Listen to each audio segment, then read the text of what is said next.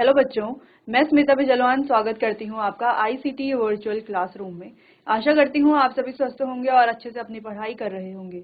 बच्चों, आज हम पढ़ने जा रहे हैं क्लास 9th की साइंस और क्लास 9th साइंस में हमारा चैप्टर चल रहा था is matter around us pure. ठीक है, यानी कि क्या हमारे आसपास के पदार्थ शुद्ध हैं। अब आप जानते हैं कि ये चैप्टर तो हमने पहले भी पढ़ लिया था। अब हम इसका रिवीजन कर रहे हैं ताकि पहले जो हमने पढ़ा है वहां पर अगर कोई कंफ्यूजन हो, अगर आपको कहीं पर समझ में ना आया हो तो यहाँ पर हम उसको पूरा अच्छे से समझ लेंगे। इसके अलावा जो हमारा चैप्टर जो हमने पढ़ लिया था साथ साथ उसका रिवीजन भी हो जाएगा। ठीक है, चलिए तो स्टार्ट करते हैं चैप्टर को।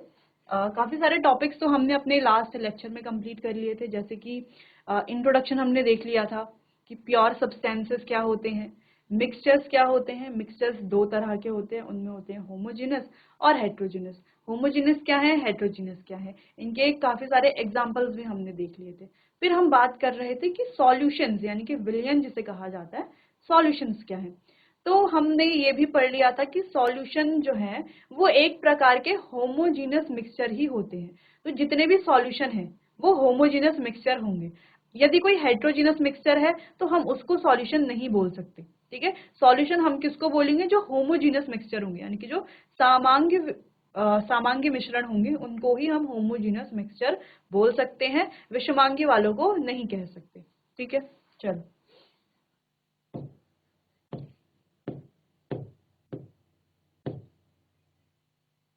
तो सॉल्यूशन क्या है इसको हमने थोड़ा समझ लिया था अच्छे से, एग्जांपल्स भी हमने देख लिए थे और सॉल्यूशन के हमने प्रॉपर्टीज देख ली थी जो इम्पोर्टेंट भी है काफी।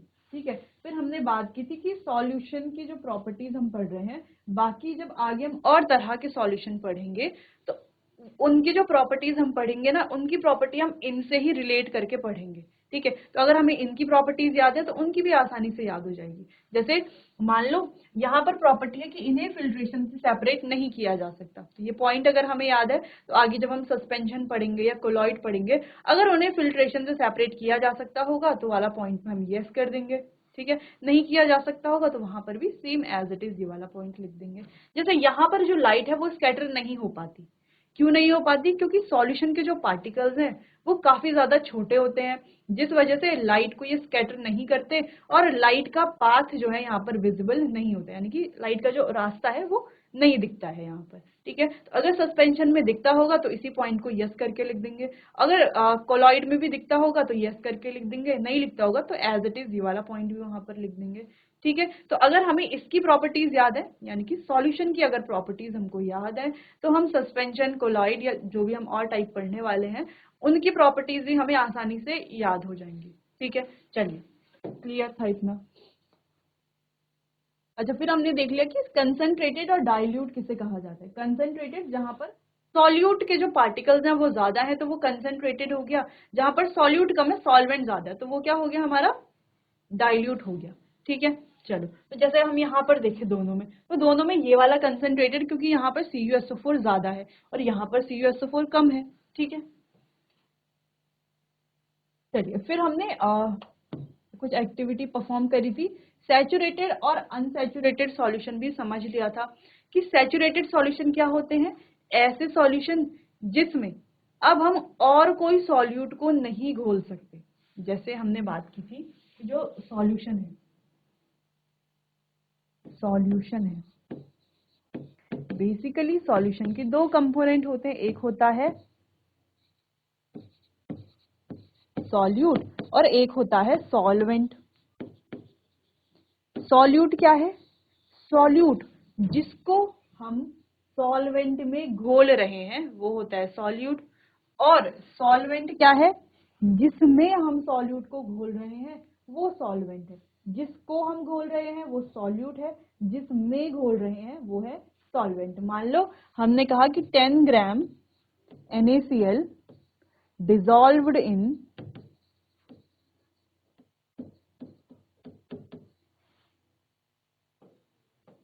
80 ग्राम H2, यानी कि 10 ग्राम NaCl को हमें 80 ग्राम पानी में घोलना है। तो घोलना किसको है, NaCl को घोलना है, तो NaCl क्या हो गया हमारा, सॉल्यूट हो गया। किस में घोलना है, H2O में, यानी कि पानी में घोलना है, तो H2O क्या हो गया हमारा, सॉल्वेंट हो गया। ठीक है, तो इस तरीके से अगर आपको लिखा हुआ मिले तो आप आसानी से बता सकते हो कि सॉल्यूट कौन सा है, सॉल्वेंट कौन सा है। दूसरा है क्वांटिटी से भी आप बता सकते हो, जो कम क्वांटिटी में वो सॉल्यूट होगा, जो ज्यादा क्वांटिटी में है वो सॉल्वेंट होगा, है ना। जो कम क्वांटिटी में उसी को तो घोलेंगे और जो ज्यादा क्वांटिटी में होगा उसी में ही घोलेंगे। ठीक है, चलो, तो हमेशा आप देखोगे कि जो सॉल्यूट होगा वो कम उसकी अमाउंट होगी और जो सॉल्वेंट होगा उसकी अमाउंट सॉल्यूट के कंपैरिजन में ज्यादा होगी। ठीक है, अब बात आती है सैचुरेटेड सॉल्यूशंस क्या है। तो सैचुरेटेड सॉल्यूशन, देखो सॉल्वेंट में हम सॉल्यूट घोल रहे हैं, ठीक है, जैसे हमने कहा कि 80 ग्राम वाटर में, जिसमें वाटर है, मान लो ये बीकर है, इसमें हम नमक घोल रहे हैं 10 ग्राम। अब हम इसमें और नमक भी घोल सकते हैं, है ना, लेकिन एक टाइम ऐसा आएगा जब नमक इसमें घुलना बंद हो जाएगा, नमक अब नहीं घुल सकता इसमें। तो उस पॉइंट को कहा जाएगा इसका सैचुरेशन पॉइंट, जिसमें जिस पॉइंट पर इसकी जो घुलनशीलता है वो खत्म हो जाएगी। ठीक है, यानी कि सॉल्युबिलिटी पूरी खत्म हो जाएगी, यानी कि अब ये और सॉल्यूट को अपने अंदर डिसॉल्व नहीं कर सकता। पहली चीज तो ये हो गई। तो क्या इसकी घुलनशीलता को बढ़ाया जा सकता है? क्या ऐसा कुछ किया जा सकता है कि जिसकी मदद से ये और सॉल्यूट को घोल ले अपने अंदर? क्या ऐसा कुछ किया जा सकता है? तो हाँ, बिल्कुल ऐसा किया जा सकता है। तो ऐसा क्या किया जा सकता है? ऐसा हम ये कर सकते हैं बच्चों, हम क्या करते हैं, इसको हीट करते हैं, यानी कि सिंपली अगर हम बोले तो इसका टेम्परेचर बढ़ा देते हैं। ठीक है, टेम्परेचर बढ़ा देंगे। अब टेम्परेचर को बढ़ाने से क्या होगा? जब हम टेम्परेचर को इंक्रीज करेंगे, यानी कि इसको हीट करेंगे, तो आप देखोगे हीट करने पर पानी बॉयल होने लगेगा और नमक जो है उसमें घुल जाएगा। अब हम इसमें और नमक को भी ऐड कर सकते हैं, तो और ज्यादा नमक को हम इसमें डिसॉल्व कर सकते हैं। तो सिंपल यहाँ से एक हमारा कंक्लूजन आता है कि टेम्परेचर बढ़ने पर सॉल्युबिलिटी भी बढ़ जाती है।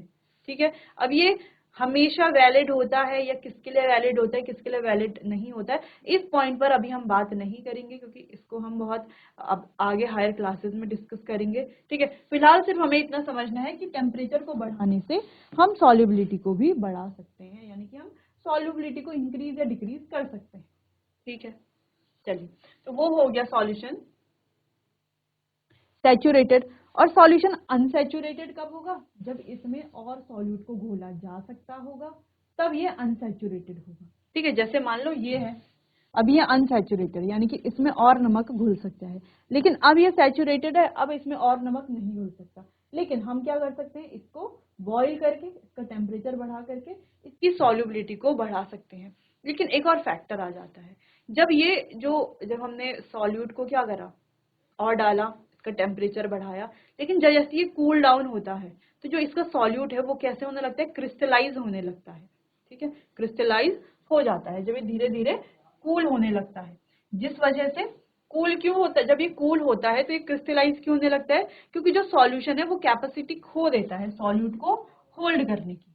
ठीक है, इस वजह से क्रिस्टलाइज होने लगता है। जैसे आपने देखा होगा कि जब आप पानी में चीनी घोलते हो, जैसे आपने चाशनी बनाई होगी तो आपने देखा होगा, तो आप पहले पानी में चीनी घोलते हो तो घुलती है, एक टाइम के बाद वो अपने सैचुरेशन पॉइंट पर चले जाती है, जिसमें और चीनी नहीं घुलती। अब आप क्या करते हो, इसे हीट करते हो। तो जब आप इसे हीट करते हो तो आप इसमें काफी सारी चीनी डाल लेते हो, फिर भी आप देखते हो कि कैसा है, ये चीनी जो है पानी में घुल रही है। फिर जब आप गैस ऑफ करते हो, उसको ठंडा होने देते हो, फिर आप क्या देखते हो कि चीनी जो है क्रिस्टलाइज होने लगती है चाशनी, फिर वो हार्ड होने लगती है, इस तरीके से क्रिस्टलाइज होने लगती है। क्यों? क्योंकि अब जो सॉल्यूशन है उसकी कैपेसिटी नहीं है इतने ज्यादा सॉल्यूट को होल्ड करने की, इसीलिए वो क्रिस्टलाइज होता है। ठीक है, तो ये कुछ पॉइंट थे जो हमने डिस्कस कर लिए थे अपने लास्ट लेक्चर में। और अलग अलग सॉल्वेंट की जो सॉल्युबिलिटी है वो भी अलग अलग होती है। ठीक है, इस पर भी हमने बात की थी। अब यहाँ पर कुछ कंसंट्रेशन टर्म्स को हमें देखना है ध्यान से, और काफी इजी है, ये आपको याद हो गए तो काफी इजीली देखो, अगर आपको ये याद हो गया तो क्लास 11th में जब आप जाओगे इससे रिलेटेड आपको कुछ क्वेश्चंस देखने को मिलेंगे। ठीक है, तो वो भी आप आसानी से कर लोगे। चलो, तो यहाँ पर क्या है, the concentration of a solution is the, अब देखो सॉल्यूशन की कंसंट्रेशन क्या होती है, the amount of solute present in a given amount of solution, यानी कि एक सॉल्यूशन में कितना अमाउंट ऑफ सॉल्यूट प्रेजेंट है, मास या वॉल्यूम, वही क्या हो गई, उस सॉल्यूशन की कंसंट्रेशन हो गई है। अगला है concentration of solution can be expressed in 3 ways, ये 3 मेथड हैं इसके। तो कंसंट्रेशन को एक्सप्रेस करने के 3 मेथड हैं। तो देखो, एक है मास बाय मास परसेंटेज, एक है मास बाय वॉल्यूम और एक है वॉल्यूम बाय वॉल्यूम। तो आपको ध्यान रखना है mass by mass, volume by mass by volume और वॉल्यूम बाय वॉल्यूम। देखो कुछ इस तरीके से, मास by mass, mass by volume और वॉल्यूम बाय वॉल्यूम। क्योंकि यहाँ पर देखो ये मास है, ये भी मास है, यहाँ पर ये मास है और ये होगा वॉल्यूम में, यहाँ पर दोनों ही क्या है, वॉल्यूम में। ठीक है, चलो। तो ये पहला फॉर्मूला क्या है, mass by mass percentage of a solution is equals to mass of solute, solute का जो मास है upon mass of solution, solution का जो मास है, इनटू 100। यहाँ पर सॉल्वेंट का मास नहीं कहा गया है, यहाँ पर कहा गया है सॉल्यूशन का मास। जैसे क्वेश्चन है कि 10 gram of urea dissolved in 90 gram of solvent,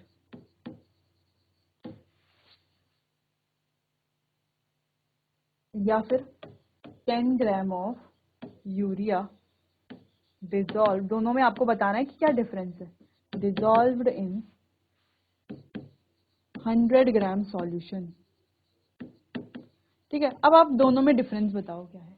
देखो, पहले वाले में डिसॉल्व 10 ग्राम यूरिया, दूसरे में भी 10 ग्राम यूरिया, डिसॉल्व है 90 ग्राम ऑफ सॉल्वेंट में। विलायक की बात हो रही है, यहाँ पर सॉल्वेंट की बात हो रही है, सॉल्यूशन की बात नहीं हो रही। अगर हम दूसरा देखें 100 ग्राम सॉल्यूशन, यहाँ पर सॉल्यूशन की बात हो रही है, यहाँ पर सॉल्वेंट की बात हो रही है। तो जब हम इस वाले क्वेश्चन को सॉल्व करेंगे तो इसको तो हम आसानी से सॉल्व कर लेंगे, है ना। 10 ग्राम यूरिया यानी कि सॉल्यूट हो गया 10, 100 ग्राम सॉल्यूशन, सॉल्यूशन का मास दे दिया 100, इंटू 100 कर लो, सॉल्व कर लेंगे। ठीक है, लेकिन जो ऊपर वाला है ये ए वाला, बी वाला तो चलो सॉल्व कर लिया, ए वाला कैसे सॉल्व करेंगे। तो देखो 10 ग्राम यूरिया तो है, ठीक है, डिसॉल्व इन 90 ग्राम सॉल्वेंट कह रहा है, लेकिन हमें तो सॉल्यूशन का मास चाहिए। तो सॉल्यूशन का मास कैसे निकालेंगे, क्या होता है सॉल्यूशन का मास, solution is equals to solvent plus solute. Solvent कितना है 90 प्लस सॉल्वेंट तो क्वेश्चन में दिया है, सॉल्यूट कितना है 10, टोटल कितना हो गया 100। ठीक है, तो यहाँ पर सॉल्यूशन कितना आ गया 100, 100 इंटू 100 कर लो, सॉल्व हो जाएगा। ठीक है, देखा जाए तो लगभग दोनों क्या है एक जैसे ही, लेकिन अगर हम यहाँ पे चेंज कर लें, मान लो इसको 80 कर लें, यहाँ पे इसको 120 कर लें, तो काफी दोनों क्या हो जाएंगे, वैल्यूज चेंज हो जाएंगे। ठीक है, अब आप समझ गए हो। देखो, अगर आपको सॉल्वेंट दिया है और सॉल्यूट दिया है तो आप सॉल्यूशन निकाल लोगे। तो मान लो आपको सिर्फ सॉल्वेंट और सॉल्यूशन दिया है, सॉल्यूशन भी दिया है सॉल्वेंट भी दिया है, तो आप सॉल्यूट निकाल लोगे। कैसे निकाल लोगे, ये रहा फॉर्मूला।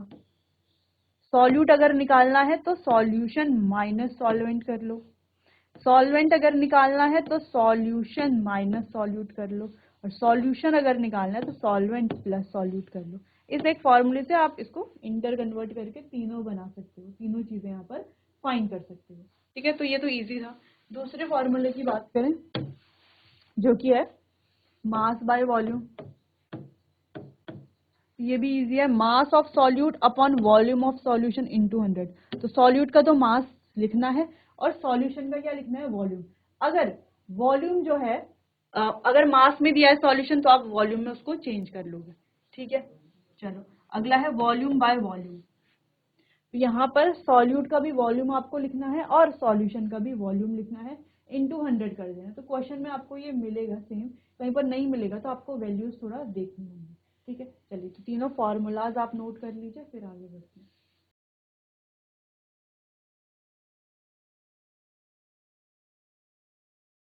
चलिए आगे बढ़ते हैं। तो जैसे यहाँ पे एक क्वेश्चन भी है, solution contain 40 gram of common salt, क्या है 40 ग्राम कॉमन सॉल्ट है, ठीक है, और 320 ग्राम ऑफ वाटर। तो 40 gram common salt, 320 gram of water, तो वाटर क्या होगा, मस्ट बी सॉल्वेंट, सॉल्वेंट होगा। कॉमन सॉल्ट क्या है 40 ग्राम, ये क्या है सॉल्यूट।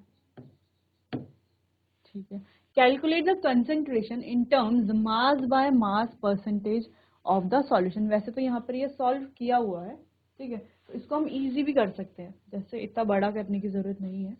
ठीक है, तो देखो यहाँ पर हमें दिया हुआ है सॉल्यूट, कितना दिया हुआ है 40 ग्राम, और दिया हुआ है सॉल्वेंट जो कि है वाटर, कितना दिया हुआ है 320 ग्राम। तो सॉल्यूशन हम निकाल लेंगे। सॉल्यूशन कैसे निकालेंगे? सॉल्यूट प्लस सॉल्वेंट कितना हो गया 320 प्लस 40, तो कितना हो गया ये 360 ग्राम। तो सॉल्यूशन कितना आ गया 360 ग्राम।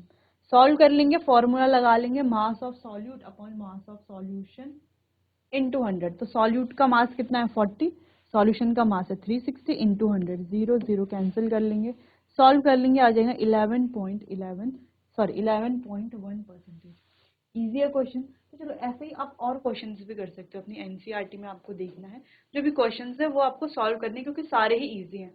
फॉर्मूला दिया हुआ है, कहीं पर हो सकता है आपको सॉल्यूट ना दिया हो, सॉल्वेंट और सॉल्यूशन दिया होगा, तो आप आसानी से सॉल्यूट निकाल सकते हो।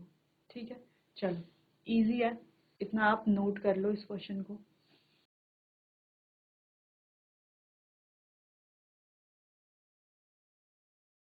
चलिए आगे बढ़ते हैं। नेक्स्ट बात करते हैं सस्पेंशन क्या है। चलो तो सॉल्यूशन तो हमने समझ लिया है कि सॉल्यूशन क्या है। सॉल्यूशन में हमने सॉल्यूट सॉल्वेंट भी देख लिया, फिर सॉल्यूशन की प्रॉपर्टीज भी देख ली, सॉल्व कैसे करेंगे कुछ क्वेश्चंस फॉर्मूलाज हैं वो भी देख लिया। ठीक है, अब हमें बात करनी है सस्पेंशन की कि सस्पेंशन क्या है। चलिए तो पढ़ते हैं। सस्पेंशन क्या है? एक नॉन होमोजीनस सिस्टम है, यानी कि होमोजीनस तो नहीं है, कैसा है?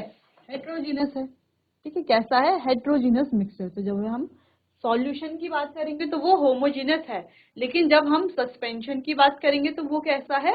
हेट्रोजीनस है। In which solid are dispersed in liquid, जिसमें सॉलिड लिक्विड में डिस्पर्स्ड होते हैं। जैसे कि हम चॉक की बात करें, chalk powder mix in water, तो जैसे चॉक पाउडर को हम मिक्स कर दें पानी में, तो देखो इस तरीके से ये रहा पानी, इसमें चॉक पाउडर डाल दें, मिलाने की कोशिश करें तो क्या होगा? अलग अलग होगा, है ना। चॉक है वो हमें अलग दिखाई देगा, पानी अलग दिखाई देगा। ठीक है, इन दिस अब होता क्या है इसमें, जो सस्पेंशन है उसमें क्या होता है, जैसे चॉक पाउडर का मिक्सचर मान लो और इसको माइंड में लेके चलो, चॉक पाउडर का जो मिक्सचर है पानी के साथ वही सस्पेंशन है। तो होता क्या है इसमें, जो सॉल्यूट पार्टिकल्स हैं जो कि चॉक पाउडर है, डू नॉट डिजोल्व, ये क्या होते हैं? घुलते नहीं है पानी में, but remain suspended throughout the bulk of the medium. तो throughout the bulk of the medium में ये रिमेन रहते हैं यानी कि। ठीक है, जैसे आप चॉक पाउडर लो, पानी में डालो, उसे घोलने की कोशिश करो, तो क्या ये घुल जाते हैं? नहीं, बल्क में वहीं पर ही रहते हैं, बल्क मीडियम में। ठीक है, क्लियर इतना सस्पेंशन के बारे में। चलिए इतना आप नोट कीजिए सस्पेंशन के पॉइंट को, फिर आगे कुछ और पॉइंट इसके डिस्कस करेंगे हम।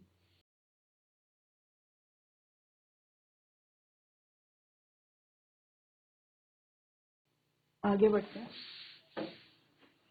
तो चलो कुछ प्रॉपर्टीज को डिस्कस करते हैं सस्पेंशन की, और सस्पेंशन की प्रॉपर्टीज के साथ साथ आपको माइंड में रखना है सॉल्यूशन की प्रॉपर्टीज को भी।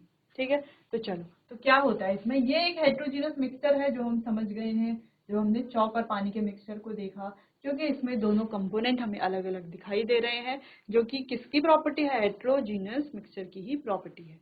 ठीक है, अगला है particles are visible to the naked eyes. तो ये इसके जो पार्टिकल्स हैं वो हमें दिखाई देते हैं नग्न आंखों से, बिल्कुल पानी में चॉक डाल दो चॉक दिखाई देगी। ठीक है, particle scatter a beam of light passing through it and make path visible.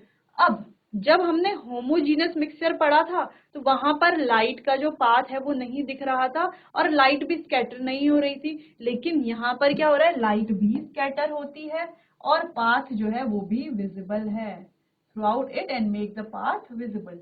Path को भी क्या बना देता है? ये विजिबल बना देता है।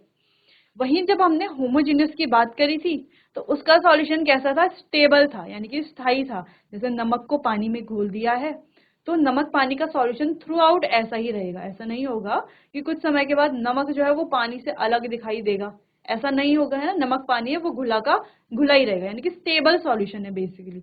लेकिन यहाँ पर सॉल्यूशन कैसे होता है? अनस्टेबल होता है। आप कितना भी ऐसे कोशिश करो आपको सारे पार्टिकल्स जो हैं वो आपको क्या दिखेगा कि थोड़ी देर बाद चौक के पार्टिकल्स नीचे सेटल हो जाएंगे। फिर आप उसको डंडी से घुमाओगे या किसी स्टीरर की मदद से घुमाओगे तो पार्टिकल्स ऊपर आ जाएंगे, कुछ मिडल में रहेंगे, कुछ नीचे ही रहेंगे। लेकिन जैसे ही आप उसको थोड़ा देर अनडिस्टर्ब्ड छोड़ोगे तो सारे पार्टिकल्स नीचे सेटल हो जाएंगे या तो ऊपर ही सेटल हो जाएंगे। ठीक है, ठीक है। तो ये क्या दिखाता है कि जो सस्पेंशन है उसके पार्टिकल्स कैसे होते हैं, अनस्टेबल होते हैं। ठीक है, they can be separated from the mixture by filtration. अब दूसरा इंपॉर्टेंट पॉइंट है कि इसको फिल्ट्रेशन से सेपरेट किया जा सकता है, क्योंकि देखो यहाँ पर दोनों कंपोनेंट हमें विजिबल हैं। ठीक है, दूसरी चीज, जब हम फिल्टर पेपर लगाएंगे और या फिल्टर पेपर की जगह कोई और फिल्टर भी हम यूज कर सकते हैं, वो हम लगाएंगे जब हम उसके ऊपर से सॉल्यूशन को डालते हैं, सॉल्यूशन यानी कि सस्पेंशन को डालते हैं। ठीक है, तो जो चॉक पाउडर है वो ऊपर फिल्टर पेपर में रह जाएगा और जो लिक्विड है वो पूरा नीचे आ जाएगा, एज अ फिल्ट्रेट आ जाएगा और ऊपर रह जाएगा chalk powder as a residue. यानी कि हम फिल्ट्रेशन से इसे सेपरेट कर सकते हैं। लेकिन जब हमने सॉल्यूशन पढ़ा था तो सॉल्यूशन को हम फिल्ट्रेशन टेक्निक से जो है सेपरेट नहीं कर सकते, क्योंकि उनके जो पार्टिकल्स है वो आपस में घुले हुए होते हैं और काफी छोटे होते हैं, जिससे कि वो ऐसे ही पूरा जो है ऐसे ही फिल्टर होके आ जाते हैं। ठीक है, पार्टिकल जो है वो सेपरेट नहीं होते हैं। ठीक, यहाँ पर पार्टिकल सेपरेट होते हैं। When the particles settle down, the suspension break and it does not scatter light. लेकिन जब पार्टिकल्स नीचे की तरफ सेटल होते हैं, देखो जब पार्टिकल क्या हो रहे हैं, ऐसे घूम रहे हैं इस तरीके से, पूरे सॉल्यूशन पूरे लिक्विड में जब पार्टिकल्स हैं तब ये लाइट के पाथ को स्कैटर करेगा। ठीक है, लेकिन जब वो नीचे सेटल हो जाएंगे सारे पार्टिकल्स तब ये सस्पेंशन टूट जाएगा and breaks and does not scatter light. उस समय ये लाइट को स्कैटर नहीं करेंगे। तो ये तो आपको समझ में आ ही गया होगा कि जैसे आप देखो, पहले ये हमारे पास है बीकर या ग्लास है, इसमें डाल दिया हमने लिक्विड, लिक्विड के साथ ये है पार्टिकल्स चॉक के, सिंपली क्या बन गया, एक सस्पेंशन बन गया। यहाँ से हम लाइट पास कराएंगे तो लाइट का पाथ हमें दिखेगा, पार्टिकल्स जो लाइट है वो स्कैटर होगी और लाइट का पाथ हमें दिखेगा। ठीक है, लेकिन थोड़ा देर बाद जब हम इस पानी को क्या कर देंगे, छोड़ देंगे ऐसे ही अनडिस्टर्ब, इसको बिल्कुल भी डिस्टर्ब नहीं करेंगे, तो सारे पार्टिकल्स क्या हो जाएंगे, नीचे की तरफ सेटल हो जाएंगे। तब जब हम इसमें लाइट डालेंगे तब लाइट स्कैटर नहीं होगी, लाइट तब स्कैटर होगी भी क्यों, अब तो बीच में सिर्फ पानी है, पानी क्या एक क्लियर सॉल्यूशन है ना, क्लियर है, तो पानी में तो लाइट स्कैटर नहीं हो रही। ठीक है, जब स्कैटर तो सिर्फ चॉक के पार्टिकल की वजह से हो रही थी, तो अब चॉक के पार्टिकल नीचे हैं सारे, इस वजह से अब यहाँ पर कोई लाइट स्कैटर नहीं हो सकती। ठीक है, तो नॉर्मल था, कॉमन सेंस थी। इतना आपको ध्यान में रखना है सस्पेंशन के बारे में और इसके प्रॉपर्टीज के बारे में। अब आप ध्यान से देखो, इसकी प्रॉपर्टीज को हमने होमोजेनस सॉल्यूशन जो कि हमारा सॉल्यूशन है उसकी प्रॉपर्टी से रिलेट करके पढ़ा, तो ये हमें काफी इजी लगा और दोनों की प्रॉपर्टीज भी हमें याद हो गई। ठीक है, चलिए तो इसकी प्रॉपर्टीज आपको नोट कर लेनी है, नोट कीजिए इसे।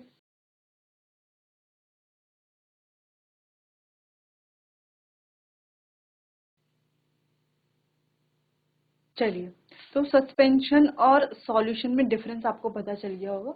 एक बार फिर से डिफरेंस को देखते हैं। तो देखो, जो सस्पेंशन है वो हेट्रोजीनस है, जबकि सॉल्यूशन क्या है, होमोजीनस। सस्पेंशन है जो उसमें पार्टिकल्स क्या है, विजिबल हैं, जबकि जो हमारा सॉल्यूशन है उसमें पार्टिकल्स विजिबल नहीं होते। यहाँ पर पार्टिकल लाइट को स्कैटर करते हैं और उनका जो पाथ है वो भी विजिबल है, लेकिन बच्चों सॉल्यूशन में ना तो ये लाइट स्कैटर करते हैं ना ही इनका पाथ विजिबल होता है। अगला, यहाँ पर ये कैसे है, अनस्टेबल है, सस्पेंशन कैसा है, अनस्टेबल है, जबकि सॉल्यूशन कैसा है, स्टेबल है। सस्पेंशन को हम फिल्ट्रेशन से सेपरेट कर सकते हैं, जबकि हम सॉल्यूशन को फिल्ट्रेशन से सेपरेट नहीं कर सकते। ठीक है, चलो क्लियर है इतना। तो ये पॉइंट्स हमने वहां पर भी डिस्कस कर लिए थे। आगे बढ़ते हैं, अब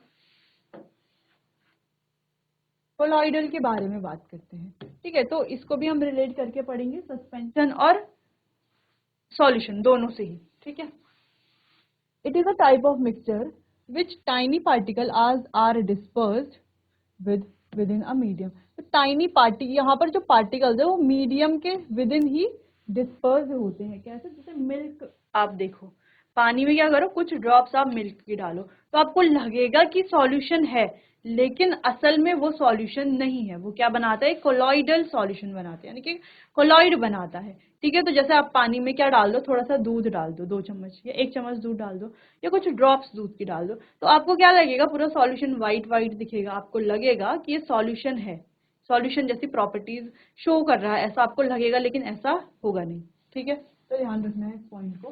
particles are uniformly spread throughout the solution. तो इसके जो पार्टिकल हैं पूरे सॉल्यूशन में यूनिफॉर्मली डिस्ट्रीब्यूट हो रहे हैं, जैसे सॉल्यूशन के पार्टिकल्स होते हैं, है ना। अगर हम बात करें सस्पेंशन, तो क्या सस्पेंशन के पार्टिकल्स भी यूनिफॉर्मली डिस्ट्रीब्यूट होते हैं पूरे सॉल्यूशन में? नहीं होते हैं। लेकिन सस्पेंशन के पार्टिकल्स क्या होते हैं? नहीं होते हैं। लेकिन सॉल्यूशन के और कोलॉइडल के जो पार्टिकल्स हैं वो यूनिफॉर्मली डिस्ट्रीब्यूट होते हैं। ठीक है, चलो। ड्यू टू स्मॉल साइज, अब यहाँ पर पार्टिकल का साइज स्मॉल है, और जो हमारा सॉल्यूशन है वहां पर भी पार्टिकल का साइज कैसा है? स्मॉल है। ठीक है, अब कोलॉइड अपीयर्स होमोजीनस, तो इस वजह से जो कोलॉइड है वो कैसा हमें दिखता है? होमोजीनस मिक्सचर की तरह हमें वो दिखता है। ठीक है, बट इट इज हेट्रोजीनस, दिखता तो होमोजीनस की तरह है क्योंकि कुछ कुछ प्रॉपर्टीज उसकी मैच कर रही है सॉल्यूशन से, लेकिन होता कैसे है? हेट्रोजीनस, जैसे कि मिल्क है। ठीक है, क्लियर इतना? चलो। The particle can easily scatter a beam of light, तो जो पार्टिकल्स हैं ये लाइट की बीम को बहुत आसानी से स्कैटर कर देते हैं, और इसे कहा जाता है टिंडल इफेक्ट, जिसको डिस्कवर किया था टिंडल ने। ठीक है, इसे टिंडल इफेक्ट कहा जाता है, और जिसे टिंडल ने डिस्कवर किया था। तो अब आप देखो कि लाइट को कौन कौन स्कैटर कर रहा है? कोलॉइड और सस्पेंशन कर रहा है, जबकि सॉल्यूशन नहीं करता। ठीक है, तो आप इस तरीके से देख सकते हो, path of light become visible. तो बी में आप देखो पाथ ऑफ लाइट क्या है? विजिबल है। यहाँ पर आप देखो, ये है एक सॉल्यूशन और ये है एक कोलॉइड। तो सॉल्यूशन में आप क्या देख रहे हो? क्या लाइट का पाथ आपको दिख रहा है? नहीं दिख रहा है। लेकिन यहाँ पर लाइट का पाथ आपको विजिबल है, तो ये है कोलॉइड। ठीक है, अगर आपको कोई सॉल्यूशन जैसा कुछ दिखे कि सॉल्यूशन जैसा है, लेकिन वहां पर आपको दिख रहा है कि लाइट का पाथ विजिबल है, तो आपको समझ जाना है कि सॉल्यूशन नहीं है, ये कोलॉइड है। ठीक है, चलो, क्लियर इतना? मिल्क आप ध्यान रखोगे इसका एक वो example, mixture of water and milk shows Tyndall effect. तो वाटर और मिल्क में जो टिंडल इफेक्ट है वो शो होता है, जबकि कॉपर सल्फेट का सॉल्यूशन टिंडल इफेक्ट शो नहीं करेगा, क्योंकि ये तो प्रॉपर सॉल्यूशन है ना, इसीलिए शो नहीं करेगा। ठीक है, चलिए नोट कीजिए इतना।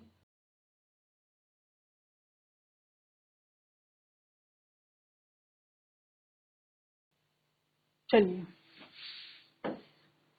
नेक्स्ट बात करते हैं कोलॉइडल सॉल्यूशन के कुछ और एग्जांपल के बारे में, जैसे टिंडल इफेक्ट के बारे में बात करते हैं।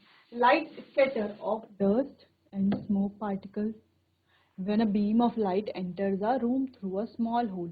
तो इस तरीके से आप देख सकते हो, अगर कोई स्मॉल डार्क रूम है, ठीक है, जहाँ पर इतना उजाला नहीं है, वहां पर कुछ छोटे छोटे स्मॉल होल्स है, तो वहां से लाइट कैसे एंटर जब करती है तो आपको डस्ट स्मोक के क्या दिखता है? पार्टिकल्स पूरे दिखते हैं। ठीक है, अगला, sunlight passing through a dense forest canopy. इस तरीके से डेंस फॉरेस्ट कैनोपी में लाइट जब सनलाइट पास करती है, where mist droplet act as a colloid particle, और यहाँ पर ये जो मिस्ट के ड्रॉपलेट्स होते हैं ना, बूंदे होती है छोटी छोटी, वो एज अ कोलॉइड एक्ट करती हैं। ठीक है, डिस्पर्स्ड इन द एयर, जो एयर में डिस्पर्स रहती है। तो यहाँ पर भी आपको इस तरीके से टिंडल इफेक्ट देखने को मिलता है। ठीक है, डेंस फॉरेस्ट में इस तरीके से आपको किसी रूम में भी देखने को मिल सकता है। ठीक है, स्मॉल होल के थ्रू किसी भी एक रूम में। ठीक है, तो यही हमारा क्या है? टिंडल इफेक्ट है। तो ये काफी इंपॉर्टेंट भी है, एग्जाम में कई बार पूछा भी जाता है। ठीक है, तो ये आपको नोट कर लेना है, नोट कीजिए इसे।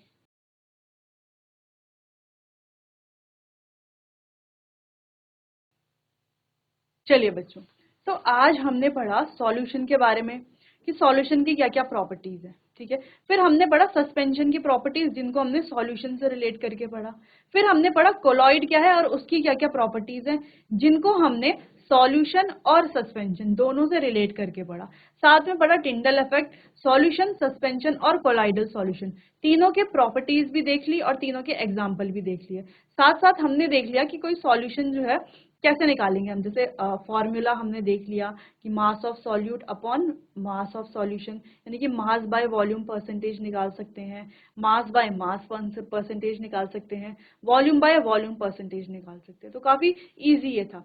बाकी चैप्टर को कंटिन्यू करेंगे हम अपने आने वाले अगले सेशन में। तब तक के लिए आपका बहुत-बहुत धन्यवाद।